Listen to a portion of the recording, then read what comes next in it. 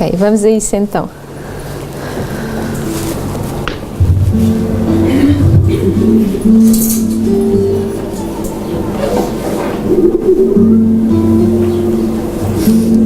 Este vídeo toca, anda lá, ali, mas aqui não anda.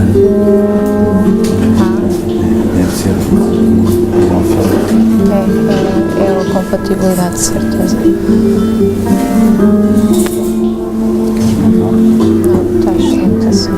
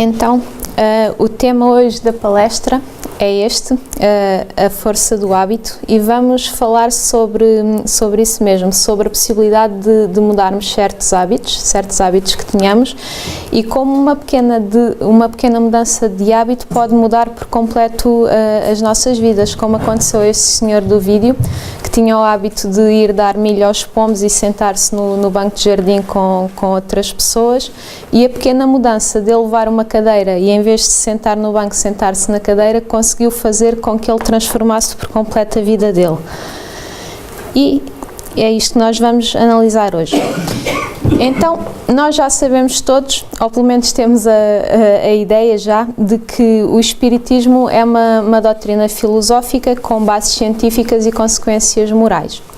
Isto quer dizer que o conhecimento das bases filosóficas do Espiritismo, e bases essas que estão todas elas assentes na ciência ou na evidência científica, faz com que no íntimo das nossas consciências despertem certos conceitos morais, certos princípios morais, e para além de despertarem esses princípios morais, desperta também a necessidade de nós aplicarmos esses princípios no nosso dia-a-dia, nas nossas vidas. E na introdução do Livro dos Espíritos, o Allan Kardec resume as bases fundamentais do Espiritismo. E então ele expõe que as paixões, ou seja, os nossos vícios, ou os nossos hábitos viciosos que temos no dia-a-dia, aproximam-nos da natureza animal, prendem-nos à matéria. E diz que é pelo desprezo das futilidades do mundo e pelo cultivo do amor ao próximo que o homem se liberta da matéria e, a pouco se aproxima da natureza espiritual. Ou seja, nós, para podermos progredir em direção à tal pureza espiritual e nos desapegarmos da matéria, temos de transformar-nos intimamente, interiormente. E de facto, quando nós analisamos bem estas bases que são enunciadas pelo Allan Kardec na introdução do Livro dos Espíritos, nós concluímos que a base do Espiritismo não está no fenómeno mediúnico, como muita gente pensa. A base do Espiritismo está, sim, no nosso progresso moral, na nossa mudança interior. E realmente, quanto mais estudamos o Espiritismo, Quanto melhor percebemos a relação entre este mundo aqui, o mundo físico, o mundo material, e a relação entre este mundo e o mundo espiritual, maior é a nossa vontade de trabalharmos no sentido de nos aperfeiçoarmos interiormente. Porque o conceito da vida futura deixa de ser um conceito vago, um conceito abstrato, passa a ser algo concreto, algo que nós percebemos como é que funciona e que conhecemos bem, e isso vai nos imprimir a necessidade de trabalharmos agora, aqui imediatamente, o máximo possível durante esta vida, para depois no futuro podermos usufruir desse trabalho que aqui tivemos. E claro, por consequência, começamos a desvalorizar certos gozos materiais. Vamos ver mais um vídeo outra vez, que é sobre a tal transformação íntima, o tal progresso moral. Deixa eu ver se eu entendi. A senhora me chamou aqui para fazer uma reforma. E não é aqui na sua casa. É na casa de quem? Na casa de ninguém. Como eu te expliquei, é uma reforma em mim. Ah, uma reforma na senhora. Bobeirinha. Quanto é que fica assim por baixo? Não, o que acontece é que a gente não faz reforma em pessoa, entendeu? A gente só faz reforma mesmo em casa. Por que a senhora não procura um cirurgião plástico? Não é esse tipo de reforma não, rapaz. Isso é uma reforma íntima. Íntimo? É.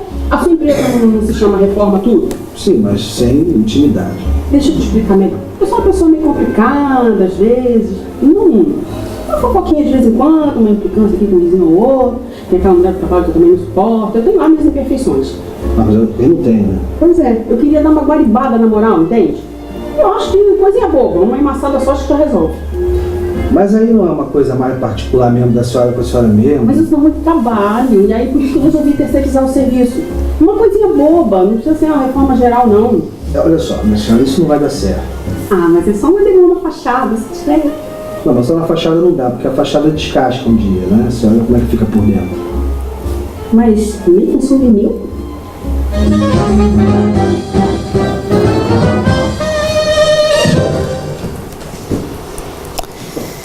Então, pois é, este é o ponto fundamental do espiritismo, a reforma íntima, é o fulcro de toda a doutrina espírita. Só que, apesar de nós sabermos bem isto, por vezes continua a ser muito difícil nós encararmos a nossa realidade íntima com vontade de realmente a modificarmos. Nós queremos muito mudar e às vezes até sabemos precisamente aquilo que temos a mudar. Só que exercer aquele esforço é uma coisa tão difícil, tão complicada, e sabemos que o nosso progresso moral depende disso, mas mesmo assim custa muito.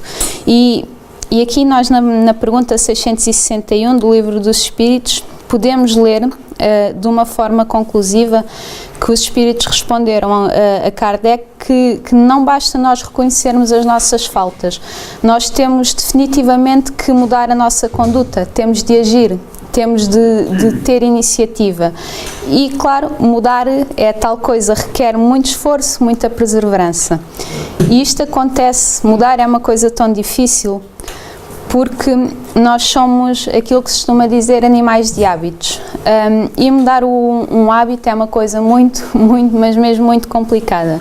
Nós só observarmos o nosso cotidiano, desde o momento em que acordamos até ao momento em que nos vamos deitar, vamos ver que esse dia-a-dia é uma sucessão de hábitos atrás de hábitos. Tomamos o pequeno almoço, vamos lavar os dentes a seguir, regar as plantas, há quem faça exercício pela manhã, uns vão trabalhar, outros vão estudar, almoçar, ver televisão, por aí adiante. Cada um terá os seus hábitos. Na casaca. Exatamente, também acontece. Corte e costura, entre outras coisas, piores ainda. E é raro nós, no nosso dia-a-dia, fazermos coisas que fujam a esse padrão de hábitos que nós temos. E como se isto não bastasse, não é? Ainda para mais, os nossos hábitos, muitos deles foram adquiridos ao longo de séculos e séculos. Foram moldados conforme as experiências que nós tivemos, não só aqui nesta vida, mas também em existências anteriores. E claro que estes hábitos por nós adquiridos podem ser bons hábitos, como por exemplo o hábito de sermos bem dispostos, ou o hábito de fazermos exercício, e ter um bom hábito é aquilo a que nós chamamos de ter uma virtude, Mas para além dos bons hábitos também existem os maus hábitos. E os maus hábitos podem ser o que o Lucas estava a dizer, cortar na casaca, ou sermos fingidos, ou sermos preguiçosos, enfim. Há uma série de hábitos por aí que nós podemos ter. E quando eu era pequena, ensinaram-me uma representação acerca dos maus hábitos que eu nunca mais me esqueci e tenho-a tido presente na minha mente sempre que é preciso. E consistia em que um mau hábito é o equivalente a uma caminha muito, muito quente num dia de inverno, num daqueles dias gelados, de muito frio. É fácil nós acostumarmos àquele ambiente da caminha quente, porque é um ambiente agradável, é um ambiente confortável, mas depois o tempo passa, a vida passa e nós precisamos de sair da cama, não é? Precisamos de ir à nossa vida. Só que fazer o esforço de sair da cama cá para fora, para o frio, é algo mesmo muito difícil, algo mesmo que complicado e que nos custa muito. Então, da mesma forma, ganhar um mau hábito ao início é muito agradável, muito prazeroso. Mas quando nós damos por isso que esse hábito é mau e que precisamos de largar, já não é nada fácil, já é muito complicado deixá-lo para trás. E então é por isso que quando nós temos um mau hábito, os maus hábitos têm tendência para se tornar viciosos, por nos prenderem. E ninguém se escapa a ter hábitos viciosos. Eu tenho hábitos viciosos, toda a gente tem hábitos viciosos. O Lucas também tem. Hábitos esses que ampliam certos conflitos interiores que nós temos e que nos fragilizam também moralmente. São maus hábitos que se transformam em vícios que decorrem tanto da nossa acomodação física quanto da nossa acomodação moral. Às tais situações que nos parecem prazerosas ao início, mas que são a tal caminha quente no dia de inverno, não é? Mas com o decorrer do tempo começam-se a tornar penosos para nós e pronto, e já quando damos por isso já estamos acorrentados a esses maus hábitos. Claro que também muitos de nós criamos e vivenciamos bons costumes e bons hábitos já com relativa facilidade, nem tudo é mau. Isto tem a ver porque já nos exercitamos em outras existências, já temos alguma experiência nesse campo. Enquanto para outras pessoas já será mais difícil resistir a certos maus hábitos e tombam com mais facilidade perante os vícios. E isso acontece porque ainda lhes falta experiência nessa área. Então, o Espiritismo leva-nos ao processo da tal mudança interior, como já vimos, e isso é um processo a que nós nos temos submetido há séculos e séculos, tanto aqui no plano material como do lado lá no plano espiritual. E para essa mudança interior se dar, como também já vimos, temos que nos esforçar em dominar as nossas más inclinações, ou seja, temos de nos esforçar em dominar os nossos hábitos viciosos. E segundo os espíritos superiores, responderam aqui à pergunta 913 do Livro dos Espíritos, a origem de todos os vícios está no egoísmo. E eles dizem também que para nós conseguirmos evoluir, temos de nos livrar em primeiro lugar do egoísmo. Então, isto significa que quem tem o vício, antes de pensar no que o rodeia ou em quem o rodeia, em primeiro lugar está a satisfazer-se a si próprio. É o tal ponto do egoísmo. Mesmo que os nossos vícios prejudiquem alguém, o que nos importa é preencher esses vazios. E esses vazios são vazios materiais, claro, mas também são vazios emocionais, porque o egoísmo está muito ligado a esse tipo de vazios, a insegurança, o orgulho, o medo da crítica, o melindre. Enfim, a pessoa que é egoísta tem aquele desejo de ser superior aos outros em tudo e assim nasce a aquisição de vícios. E o ser superior não é só ser superior em bens materiais, também é o ser superior a nível de caráter. Mas claro, quando se é egoísta não se consegue ser superior em caráter também. Então, estes vícios que nós temos a eliminar podem ser muitos, podem ser tanto vícios físicos como vícios morais.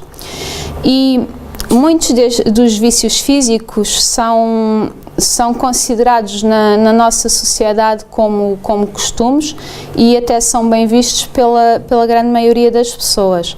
Só que são vícios que nos trazem sérios danos, tanto à nossa constituição orgânica quanto à nossa constituição psíquica.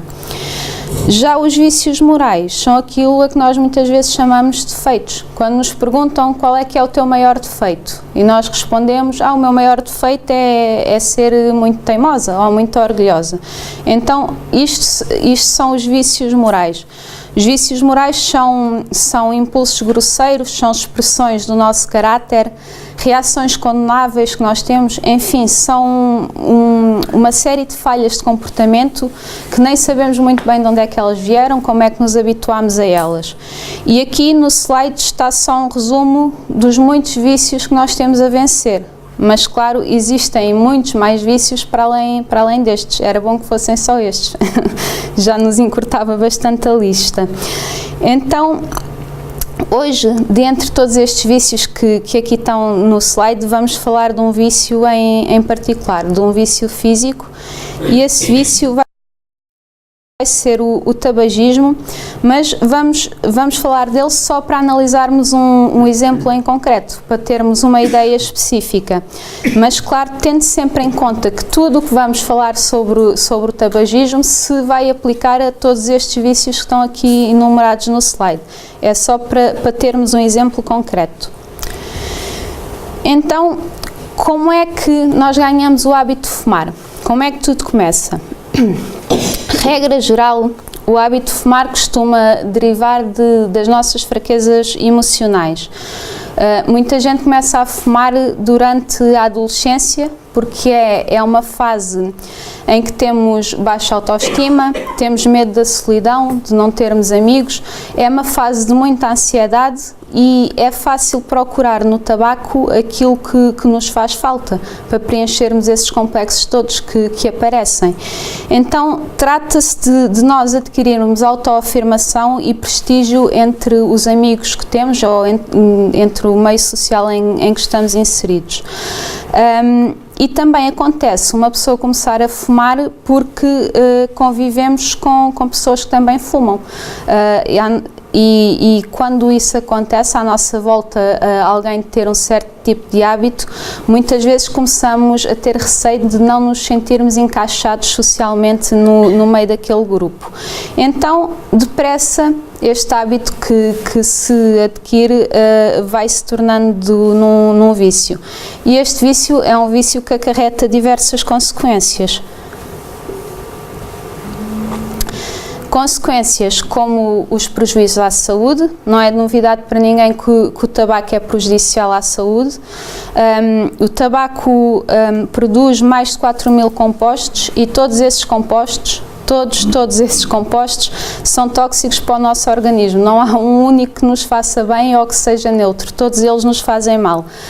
Muitos deles são absorvidos pela nossa corrente sanguínea, como é o caso da nicotina, e alguns desses compostos, como a nicotina, causam-nos alterações no metabolismo celular, mais especificamente alterações no sistema nervoso central.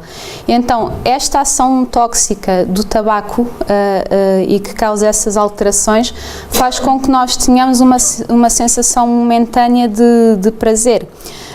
Sentimos bem-estar, sentimos supressão da ansiedade, sentimos mais alerta, maior concentração.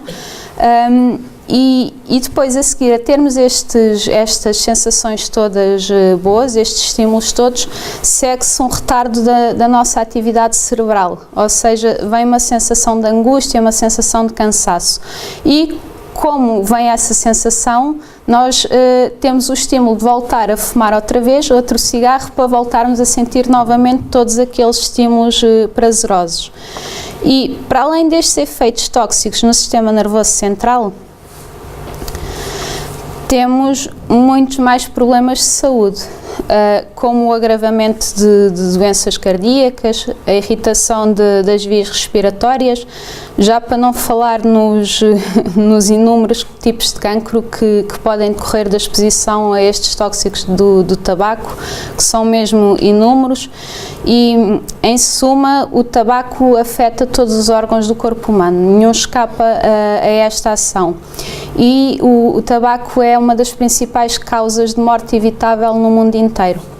Ou seja, o tabaco provoca sérios danos à nossa saúde, que podem causar-nos uma morte antecipada em muita gente.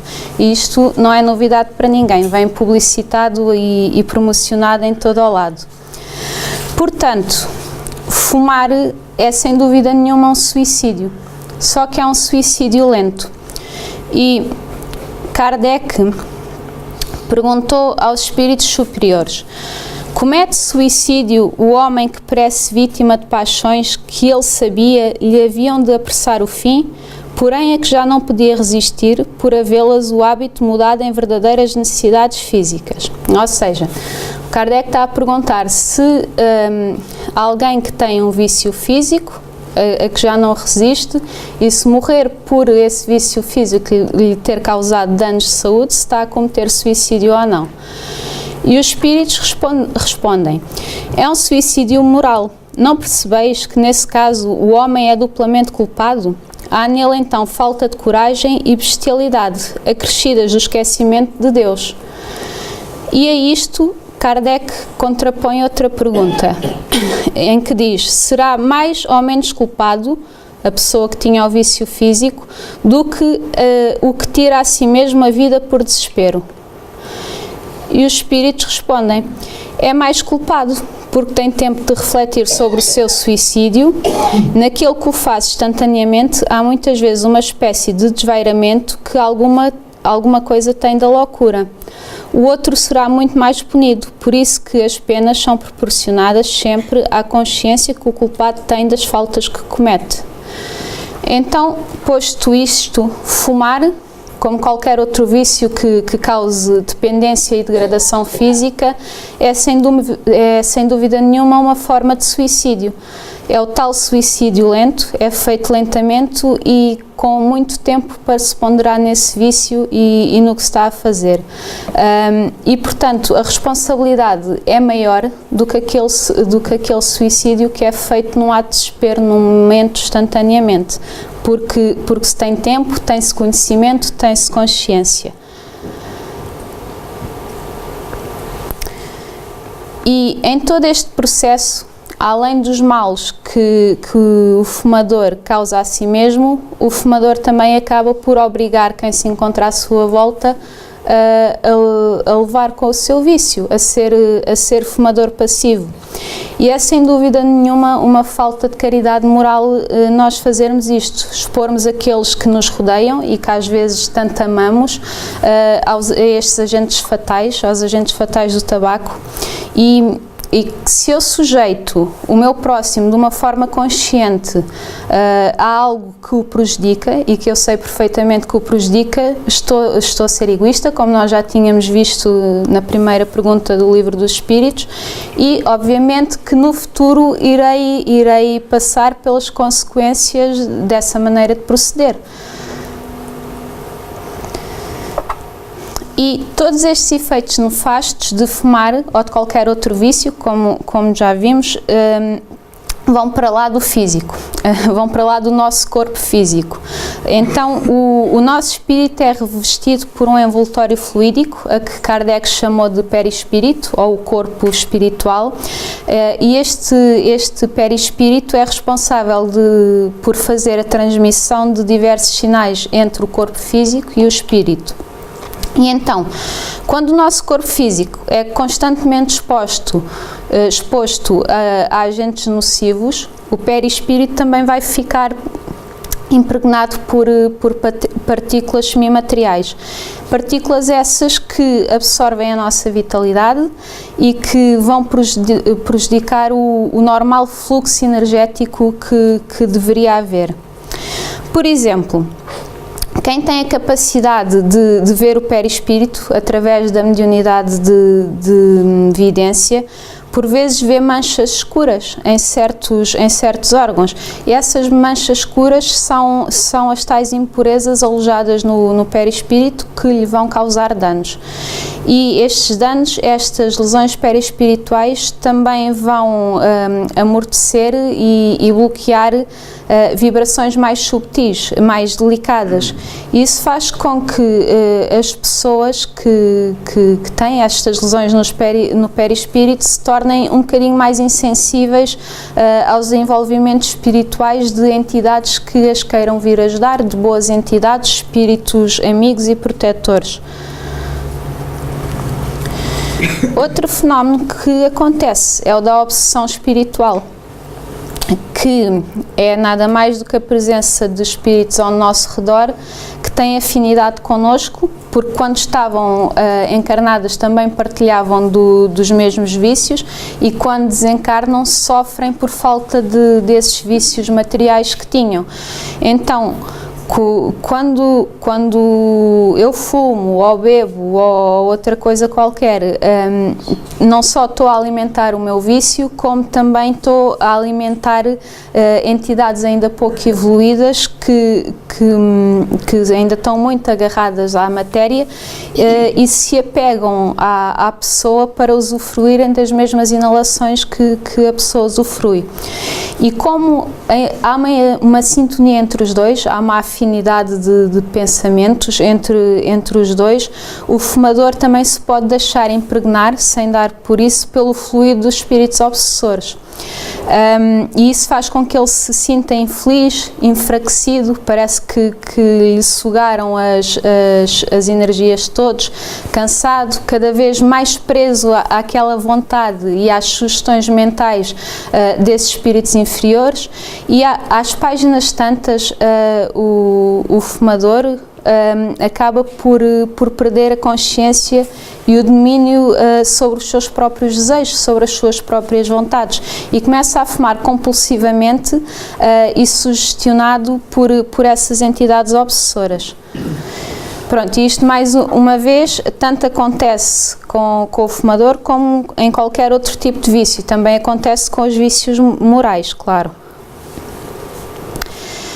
Então, após uma vida inteira a fumar, os malefícios do tabaco também vão ter as suas consequências no espírito após a morte, porque os danos que nós já vimos que são acumulados no perispírito são tantos que o espírito fica numa espécie de torpor. É uma espécie de paralisia por um longo período de tempo no mundo espiritual. E mesmo quando os bons espíritos vêm em auxílio, o fumador não os consegue percepcionar, porque está preso naquele torpor todo. E até que as suas percepções sejam normalizadas demora muito tempo, e às vezes durante esse tempo o espírito vai-se agarrar a outras pessoas que partilhem do mesmo problema que ele, as tais obsessões espirituais. Para além de tudo isso, existe também a angústia e o peso da responsabilidade por o espírito ter maltratado o próprio corpo e tê-lo feito de uma forma consciente. Então, para além das razões que a medicina e a saúde pública nos dão para largarmos os vícios que temos, o esclarecimento que o Espiritismo nos traz ainda acrescenta mais motivos para nós largarmos esses vícios. E dentro deste propósito de transformação que o Espiritismo nos evidencia, é indispensável nós abandonarmos qualquer vício que tenhamos. E esta necessidade de cada vez nos capacitarmos mais espiritualmente não pode mesmo dispensar a libertação dos nossos vícios, sejam eles quais forem. De certeza que quando nós olhamos para os nossos vícios, encontramos inúmeras razões para os largarmos, para os pormos de lado.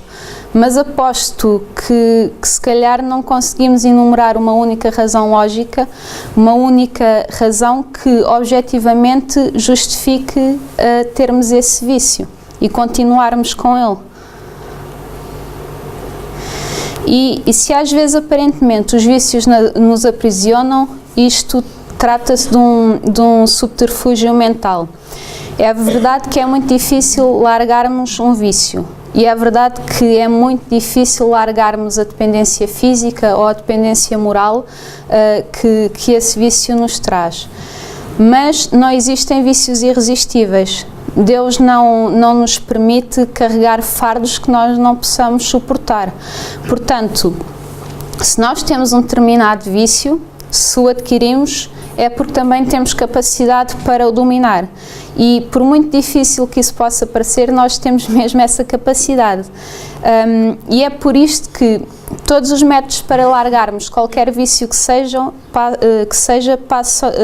partem todos do mesmo pressuposto, que é a força de vontade. temos que ter força de vontade, porque se não tivermos força de vontade, não vamos largar de certeza absoluta o nosso vício.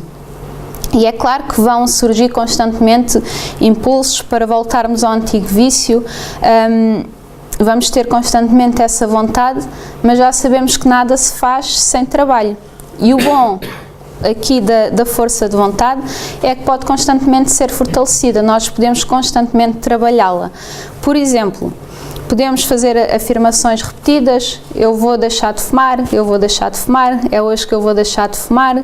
Ou podemos, se o vício for outro, eu vou deixar de passar tantas horas no Facebook, eu vou deixar de passar tantas horas no Facebook, enfim, o que for. E assim, a pouco e pouco, vamos fortalecendo a nossa força de vontade. Outro aliado muito poderoso no fortalecimento da força de vontade é a prece, porque a prece intensifica a nossa sintonia com os planos espirituais superiores, com planos espirituais mais elevados. E esses planos espirituais têm entidades que vêm em nosso auxílio e que estão constantemente ao nosso lado a encorajar-nos. E assim, para além de ganharmos essa sintonia com planos superiores, também vamos perder a sintonia com espíritos obsessores, espíritos esses que poderiam vir aumentar os nossos impulsos de voltar a cair no vício. Depois de termos a força de vontade bem fincada, para se perder um mau hábito, nada como substituí-lo por um novo hábito e um novo bom hábito de preferência. Então, e devemos fazer isto para que não nos surja aquela sensação de vazio, a sensação de ausência de alguma coisa que parece que é muito importante, mas só porque estávamos muito acostumados a isso. Podemos, por exemplo, fazer exercício, podemos ler, ter contacto com a natureza, meditar, fazer a prece, como já tínhamos visto antes. E é claro que no caso dos vícios físicos e também em alguns morais, é sempre importante termos a ajuda de um profissional de saúde que nos oriente. Este processo todo sempre tendo consciência que, da mesma forma que se instalou um vício, a libertação desse vício também vai ser um processo muito prolongado, muito lento. Mas se nós nos mantivermos vigilantes, se nos mantivermos com força de vontade, somos sempre acompanhados pela tal espiritualidade superior e que por intermédio da prece e da meditação nos podem inspirar e nos vão de certeza ajudar a mantermos a estabilidade emocional e também a estabilidade física. Vamos ver mais um vídeo. Hoje é o dia dos vídeos. São vídeo, exatamente. Onde será que a gente vai hoje? Ih, ó, nem se anima que a programação de hoje é chata pra caramba. Ah, será? Você que é o obsessor pessimista. Você que é novato. Eu aprendi essa daqui, ó, há anos. Eu sei toda a rotina dela. Mas onde será que ela vai que é tão chata assim? Agora é que preciso, mas veja.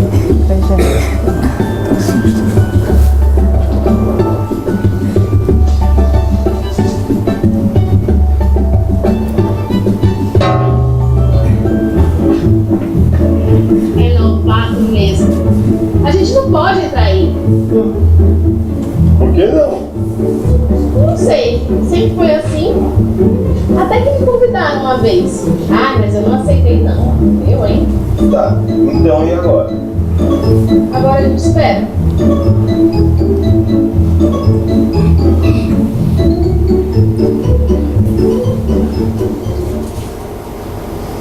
Opa, lá vamos nós! Ela recebeu o tratamento agora. Pô, mas e aí, não vou conseguir mais influenciá-la?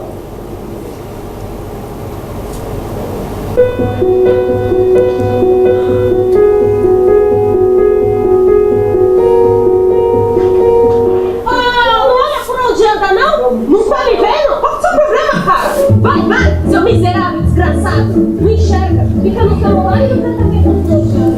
É demais. Aí, falei? Vamos lá.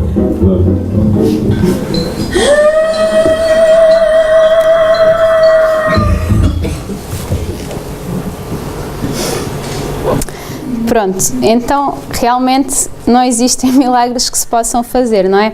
Esta senhora tinha os vícios morais dela, o vício da agressividade e provavelmente o vício da intolerância, entre outros, e apesar dela ter vindo ao centro espírita e ter saído do centro espírita realmente melhor, com os seus pensamentos e os seus sentimentos mais elevados, melhorados, assim que ela saiu do centro espírita e teve a oportunidade, deixou-se levar outra vez pelos vícios morais dela e voltou a baixar o seu padrão vibratório e ao baixar o padrão vibratório voltou a abrir as portas da mente dela à ação de espíritos obsessores. Por isso hoje vamos, quando sairmos daqui, seja qual for o nosso vício, seja ele moral, seja ele físico, vamos tentar desafiar-nos a nós próprios, a termos entusiasmo para vencermos a força dos nossos hábitos viciosos, de forma a mantermos a conexão que conseguimos adquirir aqui com a espiritualidade superior e de forma também a usufruirmos da ajuda que essa conexão nos dá nas nossas vidas.